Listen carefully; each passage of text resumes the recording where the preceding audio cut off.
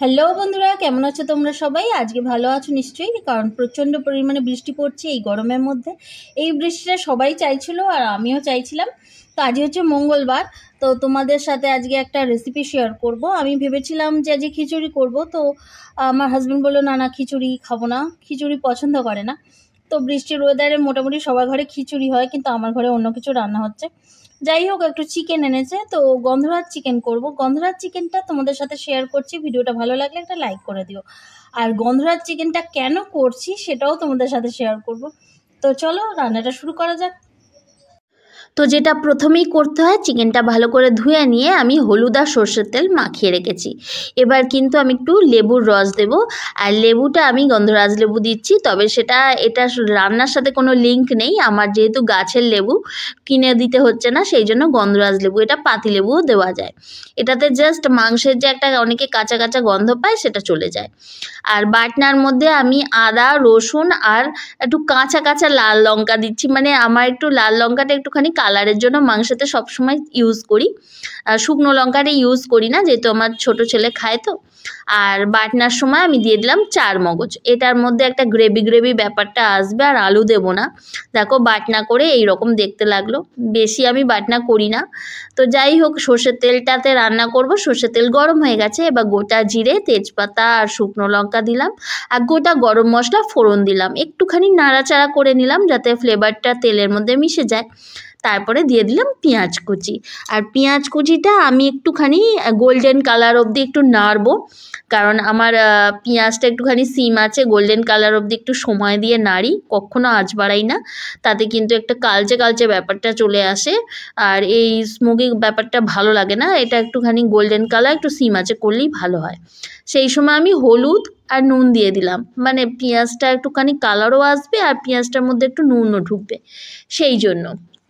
অনেকে দেয় না, কিন্তু আমি দিই। ঠিক আছে, এবার যখন গোল্ডেন কালার এসে যাবে তখন আমি বাটনাটা দিয়ে দেবো, যেটা আমি আদা রসুন যেটা চার মগজের লঙ্কা দিয়ে বেটে রাখলাম সেটা। এবার দেখো বাটনার জলটাও দিয়ে দিচ্ছি, সেই জন্য একটুখানি লিকুইড লাগছে। এটা এখন ফুটবে, তেল বা বেরোনো অবধি এটা কষাতে থাকছি।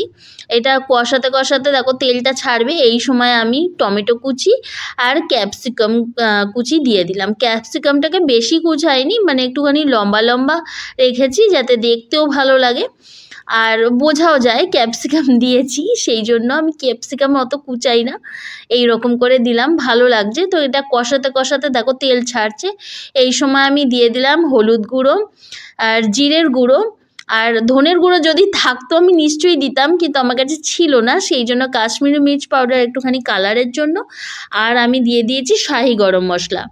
এই গরম মশলাটা একটুখানি সেন্টটা বেশ ভালো ছাড়বে সেই কষানোর সময় থেকেই, সেই জন্য এখনই দিয়ে দিচ্ছি। অনেক সময় শেষের দিকেও দিই, তবে এখন দিয়ে দিচ্ছি। এই দেখো কষাতে কষাতে দেখো তেলটা আস্তে আস্তে ছাড়ছে, কাঁচা গন্ধ সমস্ত বাটনার চলে গেছে, এবার তেলটা ছাড়ছে। এই সময় আমি একটু নুন দিলাম। এখন তোমরা ভাবছো যে বারবার করে নুন দিচ্ছে, মানে আমি একটু অ্যাডজাস্ট করে করে নুন দিই, আমি একেবারে দিই না, ধাপে ধাপে দিই, ঠিক আছে, কিন্তু সেটা আমি আন্দাজ করে দিই, মোটামুটি ঠিকই হয়ে যায়। যাই হোক, এবার দেখো তেলটা ছেড়ে দিয়েছে, এইবার আমি চিকেনটা দিয়ে দেবো। তবে চিকেনটা আমি ছেঁকে ছেঁকে দিচ্ছি, আমি ওই জল সমেত চিকেনটা দিই না, কারণ বেশি জল বেরোতে থাকবে সেটা আমি চাইছি না, কারণ তাহলে সারাদিন ধরে ওই চিকেনটা কষাতেই থাকতে হবে। আমি ওই জল থেকে ওই যে তেলটা জলটা ছেড়েছে সেখান থেকে তুলে তুলে চিকেনটা দিলাম। এবার দেখো সিম আছে, আমি কষাবো। এটা কষানো ততক্ষণ হবে যতক্ষণ একটুখানি চিকেনের যে কাঁচা গন্ধ থাকে সেটাও যাতে মিশে যায়।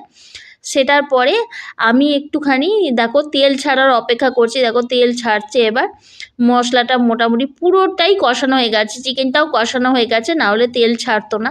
এবার তেল যখন ছাড়ছে আমি এবার একটুখানি জল বসিয়ে দিয়েছি। আমি কিন্তু সবসময় রান্নাতে একটুখানি উষ্ণ জল ইউজ করি, আমি ঠান্ডা জল ইউজ করি না।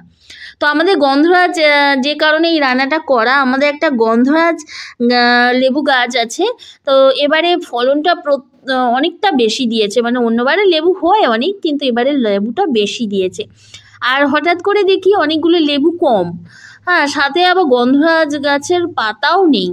তা আমি ভাবলাম এমা লেবু তো চুরি করতে নেই। আমার হাজব্যান্ড বলে চোরে না শোনে ধর্মের কাহিনী, লেবু আবার চুরি করতে নেই, যারা বিক্রি করার জন্য নিশ্চয় নিয়েছে। কিন্তু পাতাও নিয়েছে কেন?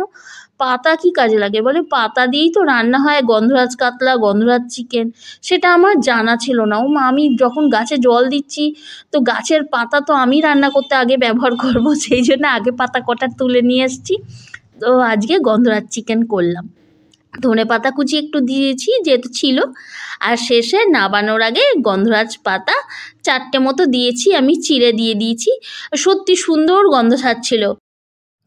তোমরা সাপোর্ট করো প্লিজ, ভালোবাসা দিও। দেখা হবে আবার নেক্সট ভিডিওতে।